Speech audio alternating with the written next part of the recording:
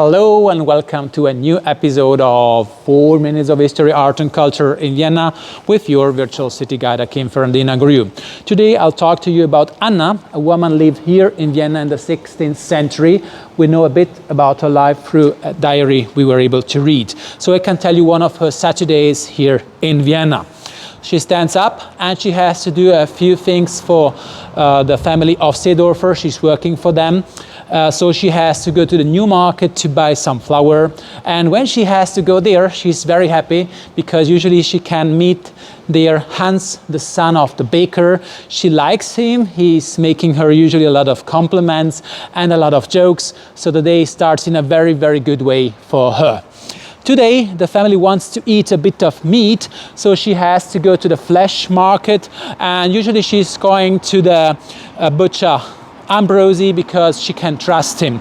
She don't have to go very long ways, but the streets are still very wetty because of the rain they've had in the last days here in Vienna. Today is a very, very special day because Mr. Seedorfer should be elected in the municipal council, and this is a very, very good thing for them.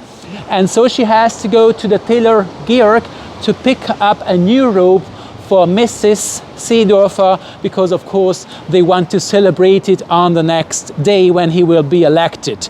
And Anna was many times thinking how she would look when she would able to wear so a nice beautiful robe, and how Hans would react when he would see her with a so handsome looking robe.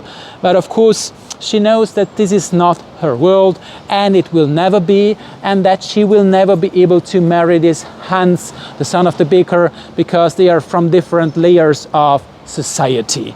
The day is going forward as usual.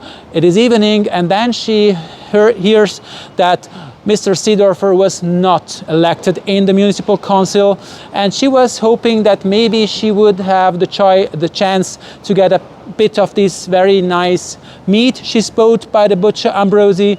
But when Mr. Seedorfer is disappointed, then she gets nothing special from him. So the day is going forward and the night will come. It is all dark. She goes sleep and she has a dream. She dreamt of an elephant or of an oliphant. No one knows the real name of this animal. But Hans, this Hans she liked, told her on the morning that the nephew of the emperor would bring one of these giant animals here in Vienna. They just know that he has big ears, a very long nose, and he is big like a house. She's thinking if she would ever see it, but she knows she has a lot to do usually. So this is what we know about her, but I have to admit we know nothing about her. We just know that she lived here and that she worked for this Seedorfer family, but she of course never were able to write these diaries because she was of course not able to write.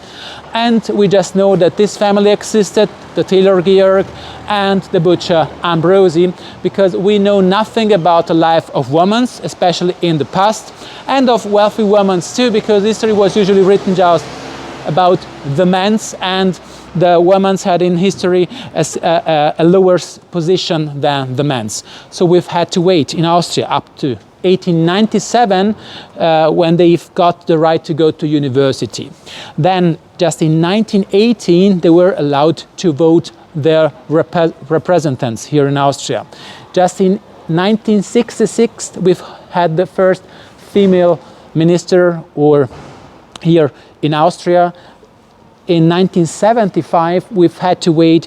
Then they've got they didn't have to ask the permission of their husband to go to work. And in 1989, we've had to wait until the husbands, that were forbidden to sexual abuse their wives in Austria in their home. And just in 2019 we've got the first female chancellor in Austria. So with this episode I wanted to talk about these topics. It is 2021. We have still to do a lot of things about these topics, rights of women of course. So we see us then next week for the next episode of 4 Minutes of History, Art and Culture in Vienna. Thank you very, very much, and let's talk about it. Thank you.